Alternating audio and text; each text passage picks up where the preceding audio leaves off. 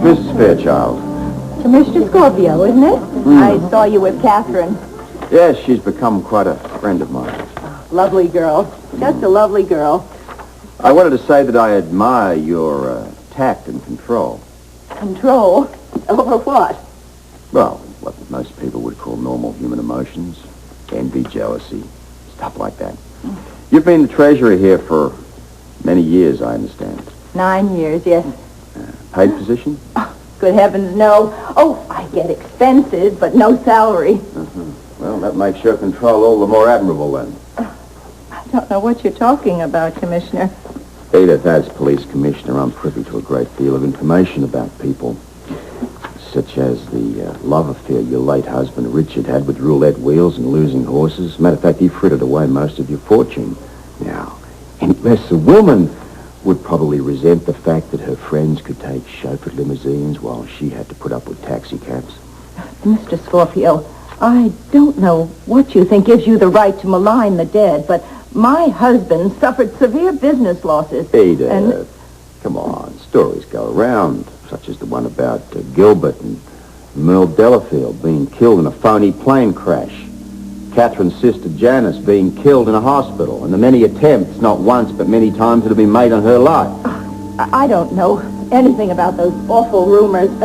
I despise cheap gossip. I agree. You see, the murderer and his or her friends don't care much about that. I mean, let's face it, the Delafields, they're worth millions, aren't they? How could that matter? All the money's been left at the foundation. Exactly. And all the money is spent by this auspicious board of people that we saw convened this afternoon.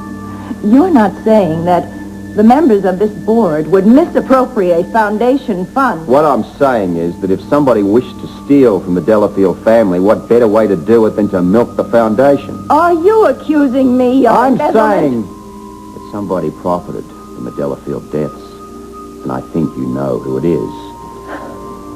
Please. Edith, I'm going to get my job done, one way or another. Now, you can do yourself a big fat favor by helping me out. Now, who is it that's stealing from the foundation?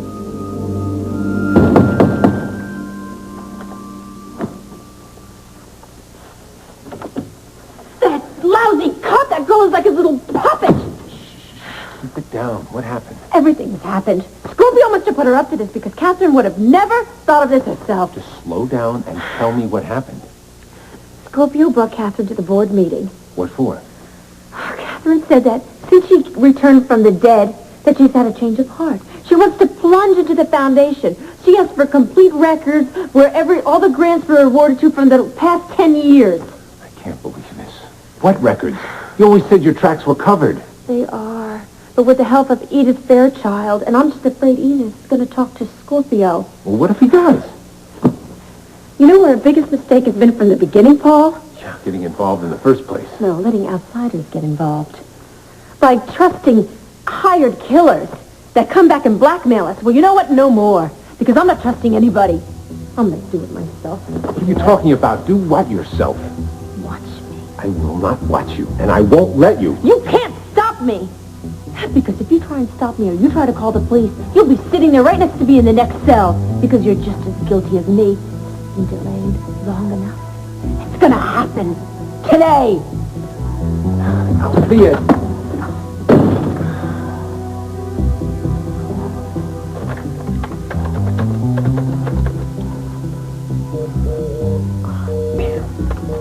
No, I put my order in 2 hours ago. Your little grocery boy's always Johnny on the spot. And oh, well, I'm sorry he's sick. But how can I get groceries into the house if you won't deliver? No, I can't come and pick them up. You see, we have this terrible illness here, and I can't leave the premises. And everybody else has the day off. No, it won't work for tomorrow. You see, I have to serve dinner tonight. Lord, I can drive to the market and pick up the groceries, man. Can't drive anywhere, and you know it. Listen, hold the order, and we'll figure something out. All right, goodbye. Oh, I hate not being able to come and go as I please. Oh, are you trying to drive me insane? Do you realize what the commissioner would do to us if he so much as saw your car pulled out of the garage? No. All right, I guess you're the one that's going to have to go. Oh, I don't know how I can be so stupid as to let the whole staff off on the same day. I can't go. I can't leave you alone. I have been all around the world with a suitcase and a credit card. I think I know how to stay and sit and be a good girl for 40 minutes while you go get the groceries. I promise I won't let in a soul. I'll bolt the doors. Now go. Wait. I'm starving. You'll let Robert Scorpio in? Yes, I will let Robert Scorpio in, and more than that, since he parks his toothbrush here, I better let him in before he gets new cavities. All right? I'm unlocking the door. Let you out. You won't let anyone else in? No one else. Just Don't Robert. open that door, and I want to hear it shut. I want to hear it locked. You'll hear it shut. Okay? Have a I'm good here. time. All right, I'm waiting. Shut. Got it. Drink to first. Your eyes, your lips, your nose, your thighs, your... Ooh, I'll make a toast. I don't want to get thrown out of Maxine's for life. I want to toast to the honeymoon that almost didn't happen. Believe me, it was well worth the wait. My darling, thank you. You know, I figured out your problem. I mean, you do have a problem. It's just a very small problem, but it's a problem. You are a born adventurer. I mean, you're like a natural detective. You're like the native bloodhounds. And I know it is totally against your nature to come out and do something like this with me tonight at Maxine's, and I take the compliment very seriously. Now I have something to tell you. Okay. You are the first woman in my life ever to have me question my adventurous nature. Until I finally realized that you are my biggest adventure. Oh, I'm going to crawl over this table. We're going to make the headlines of all those snag mags. Ooh! Oh, Madame. thank you. You'll see. Ah!